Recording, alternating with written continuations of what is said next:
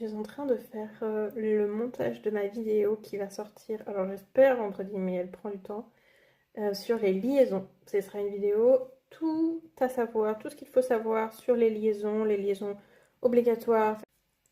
Je suis en train de faire le montage de ma vidéo qui va sortir, j'espère demain, vendredi, sur les liaisons.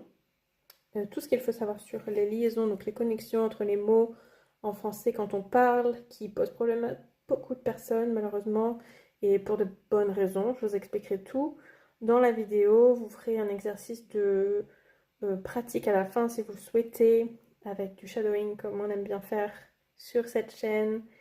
Et en fait, ça me faisait penser, là je suis en train de parler des liaisons interdites, et ça me faisait penser à cet excès de zèle que font les francophones natifs qui euh, ont l'impression que ça va leur donner l'air de mieux parler, et en fait qui font des liaisons qui n'existent pas. C'est même pas qu'elles sont interdites, c'est qu'elles n'existent pas. Il n'y a pas la lettre à connecter au mot suivant. Et j'ai entendu hier encore dans une vidéo d'une personne qui s'exprime très bien, et ça a tendance à m'arracher un petit peu, m'écorcher les oreilles.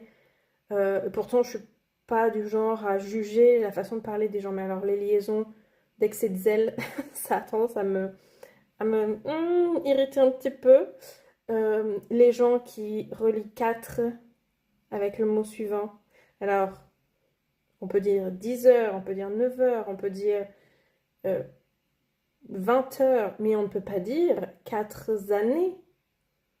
Il n'y a pas de S à 4. Jamais de S à 4. Il n'y en aura jamais, il n'y en a jamais eu. Donc on ne dit pas 4 années.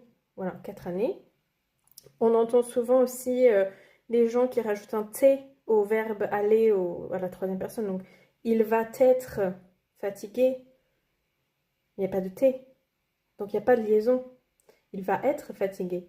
On a l'impression que si on fait la liaison ici, ça nous donne voilà, un air un petit peu plus lettré. Mais en fait, ça n'existe pas, cette liaison. Donc, je m'adresse plus aux francophones qu'aux non-francophones dans cette vidéo, parce que il s'agirait d'arrêter d'inventer des liaisons où il n'y en a pas. Voilà, tout simplement. C'est pas nécessaire. Faites-les, si vous voulez, faites toutes les liaisons qui sont facultatives, ça vous donnera l'air de parler comme un dictionnaire, mais voilà, parfois ça n'existe pas, c'est tout.